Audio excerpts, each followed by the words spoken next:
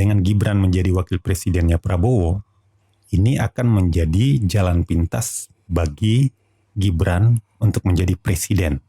Karena pada tahun 2029, umur Prabowo sudah akan mencapai 78 tahun, sudah sangat sepuh untuk menjadi seorang calon presiden. Kalau Gibran yang menjadi wakil presiden, maka dia menjadi incumbent, dan incumbent itu peluangnya lebih besar. Ini merupakan jalan pintas Gibran menjadi presiden.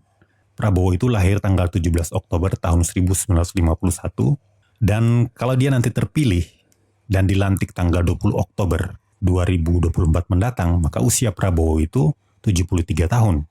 Lebih tua dari Donald Trump waktu dilantik sebagai presiden Amerika tahun 2017 yang lalu ya. Dan pada usia seperti itu, apa saja bisa terjadi. Misalnya, mohon maaf, tanpa bermaksud mendahului, mungkin saja Prabowo mangkat di tengah jalan masa pemerintahannya karena tugas sebagai presiden kan cukup berat dan Prabowo sudah cukup sepuh. Artinya, kalau Prabowo tiba-tiba meninggal, maka Gibranlah yang akan menggantikan Prabowo sebagai presiden.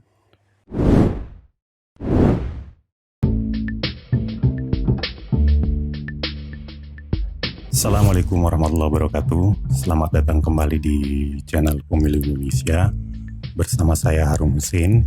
Kali ini kita akan melanjutkan pembahasan kita tentang arah politik Jokowi di pemilu 2024 ini. Bagian pertama kita sudah membahas mengapa Jokowi akhirnya lebih memilih mendukung Prabowo Subianto ketimbang Ganjar Pranowo. Pada bagian kedua kita sudah membahas tentang kemungkinan Prabowo akan dipasangkan dengan Gibran Rakabuming dan Jokowi kemungkinan akan menjadi Ketua Umum Partai Gerindra. Pada bagian ketiga ini kita akan membahas perpasangannya Gibran dengan Prabowo Subianto itu akan menjadi jalan cepat atau jalan pintas bagi Gibran untuk menjadi presiden. Pada bagian keempat nanti kita akan membahas kemungkinan lainnya lagi, yaitu kalau ternyata Mahkamah Konstitusi tidak mengabulkan permohonan uji materi untuk menurunkan usia Capres-Cawapres, apa kira-kira yang akan dilakukan oleh Jokowi. Dan ini akan menjadi the last card Jokowi ya. Sekarang kita akan bahas dulu bagaimana pasangan Prabowo Subianto Gibran itu akan menjadi jalan pintas bagi Gibran untuk menjadi presiden. Gibran ini sebenarnya berada di simpang jalan. Gibran ini dipilih sebagai wali kota Solo tahun 2020 yang lalu, tapi masa jabatannya akan berakhir tahun 2024 ini. Jadi dia menjabatnya tidak full 5 tahun, tapi hanya 4 tahun. Hal itu sesuai dengan pasal 201 ayat 7 Undang-Undang nomor 10 2016 tentang Pilkada, yang memang mengatur bahwa semua kepala daerah yang dipilih tahun 2020 itu berakhir tahun 2024. Dan nanti pada November tahun 2024 itu akan dilaksanakan pilkada serentak nasional yang diikuti seluruh provinsi dan seluruh kabupaten kota di Indonesia. Jadi ini tahun kritikal juga buat Gibran. Dia harus menentukan arah. Kalau tidak, karir politiknya tidak akan berlanjut. Lantas kemana Gibran akan pergi? Di atas kertas ada 5 jalan yang mungkin ditempuh oleh Gibran. Yang pertama itu menjadi cawapres. Menjadi cawapresnya Prabowo. Yang kedua, Gibran akan menjadi calon wali kota Solo untuk periode kedua. Yang ketiga, Gibran akan menjadi calon gubernur Jawa Tengah.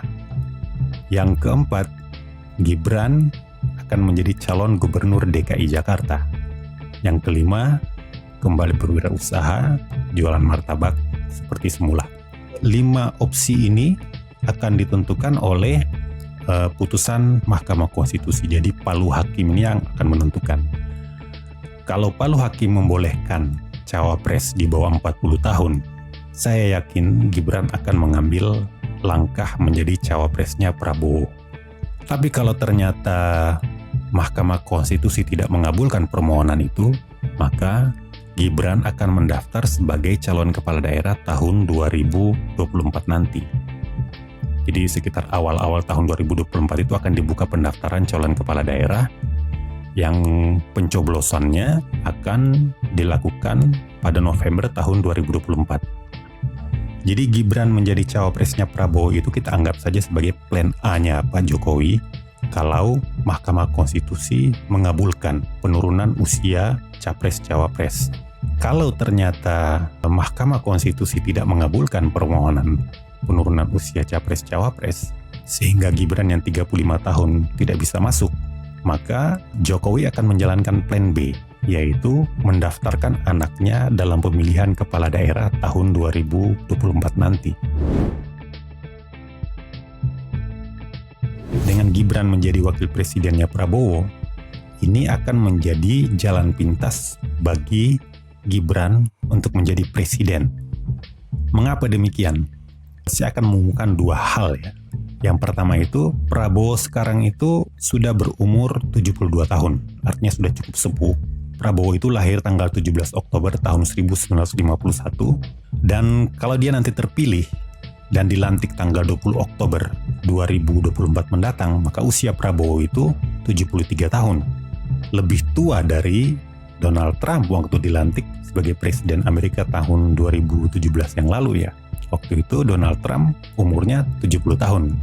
Dan pada usia seperti itu apa saja bisa terjadi. Misalnya, mohon maaf, tanpa bermaksud mendahului, mungkin saja Prabowo mangkat di tengah jalan masa pemerintahannya karena tugas sebagai presiden kan cukup berat dan Prabowo sudah cukup sepuh.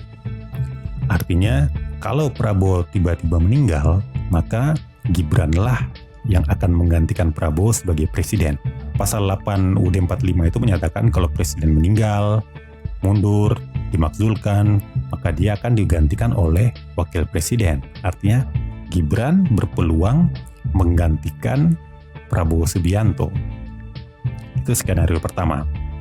Yang kedua, kalau ternyata Prabowo tetap sehat sampai tahun 2029 mendatang, maka peluang Gibran untuk menjadi pengganti Prabowo justru lebih besar lagi. Karena pada tahun 2029, umur Prabowo sudah akan mencapai 78 tahun, sudah sangat sepuh untuk menjadi seorang calon presiden. Memang usianya sama dengan Joe Biden waktu dilantik, tapi kita juga tahu bahwa Joe Biden itu sudah sering lupa-lupa juga ya. Dan Joe Biden itu sudah sering dipanggil Sleepy Joe. Dan dia sudah sering lupa, bahkan lupa sama istrinya sendiri. Nah, bagaimana nanti dengan Prabowo? Ini merupakan jalan pintas Gibran menjadi presiden.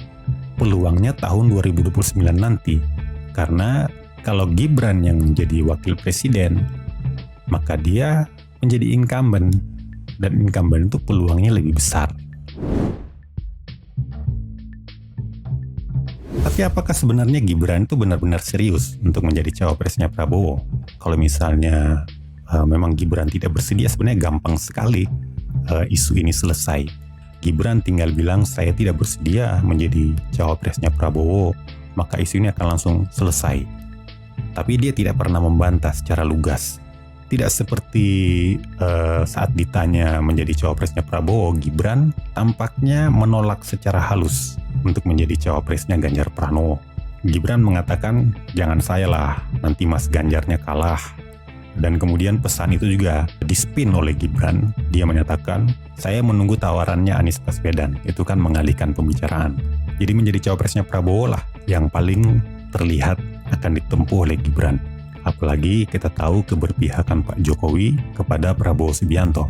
Jokowi itu sudah berulang kali membantah keterlibatannya dalam cawe-cawe ya. Terakhir Jokowi membantah itu di sidang tahunan MPR 18 Agustus kemarin. Jokowi menyatakan dalam sidang tahunan MPR itu bahwa dia selalu dipanggil Pak Lurah, padahal dia bukan ketua umum partai dan bukan ketua koalisi partai-partai. Jokowi itu memang seorang politisi.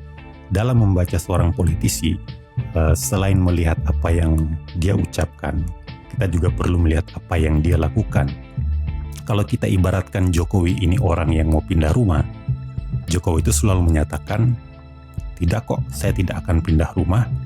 Tapi ternyata perabot-perabotnya sudah dipindah satu persatu. Jokowi mania sudah pindah, Projo juga memperlihatkan kecenderungan pindah ke Prabowo.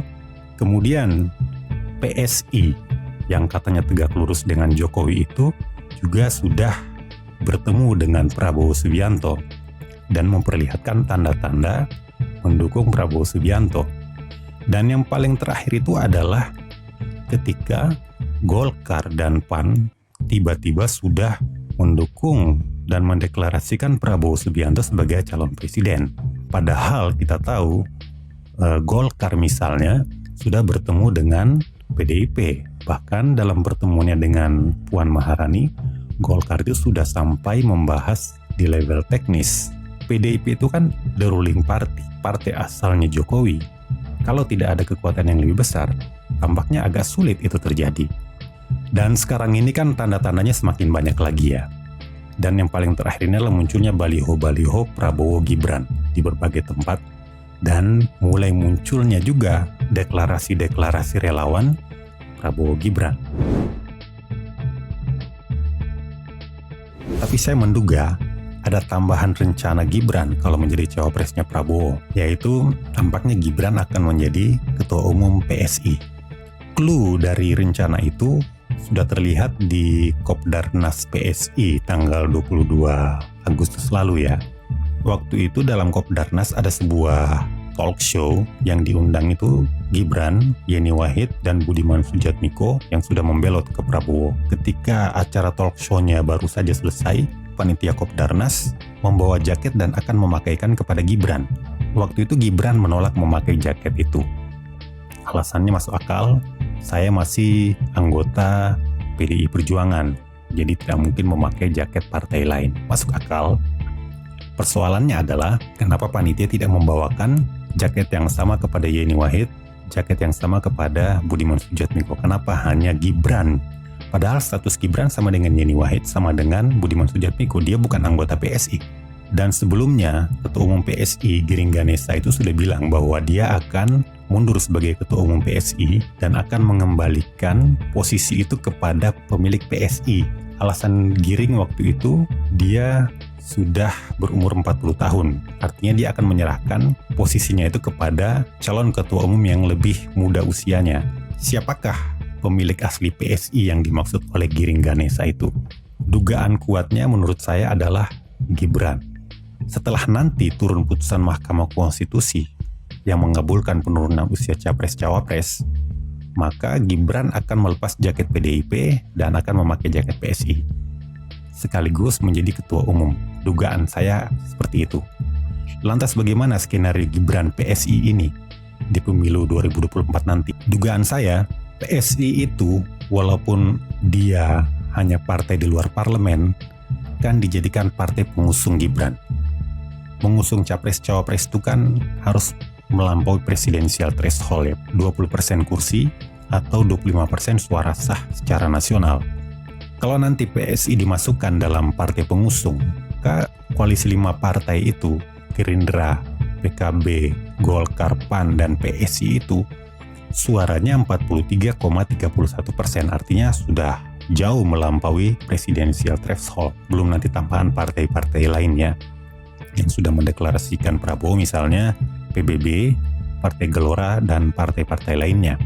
Kalau pemilu 2024 ini PSI ikut menjadi partai yang mendaftarkan pasangan Prabowo Gibran, maka dia bisa masuk ke parlemen dan ke istana sekaligus. Peluang PSI masuk parlemen itu menjadi lebih besar karena dia nanti akan mendapatkan Jokowi efek plus Gibran efek. Terus apa keuntungan skenario itu bagi Jokowi dan Gibran? Ada backup langsung kepada Gibran dari parlemen. Artinya Gibran tidak semata-mata di backup oleh partai lain, tapi di backup oleh partainya sendiri. Dalam hal ini PSI. Kalau ternyata Mahkamah Konstitusi tidak mengabulkan penurunan usia capres-cawapres, maka kemungkinan Jokowi akan menjalankan plan B, yaitu Gibran akan menjadi calon kepala daerah yang akan mendaftar tahun 2024 ini. Dugaan saya, kalau Gibran akhirnya harus mendaftar menjadi calon kepala daerah, dia akan mengambil calon gubernur DKI Jakarta, mengikuti jejak bapaknya. Karena peluang Gubernur DKI Jakarta untuk menjadi presiden itu lebih besar daripada gubernur-gubernur daerah lainnya. Kalau Gibran kemudian menjadi calon kepala daerah, bagaimana dengan Jokowi? Apa yang akan dia lakukan? Apalagi Jokowi masih muda, umurnya masih 62 tahun. Saya menduga kartu terakhir Jokowi itu adalah Jokowi sendiri yang akan menjadi cawapresnya Prabowo Subianto. Tapi bagaimana caranya? Nanti simak saja di video bagian keempat. Terima kasih. Assalamualaikum warahmatullahi wabarakatuh.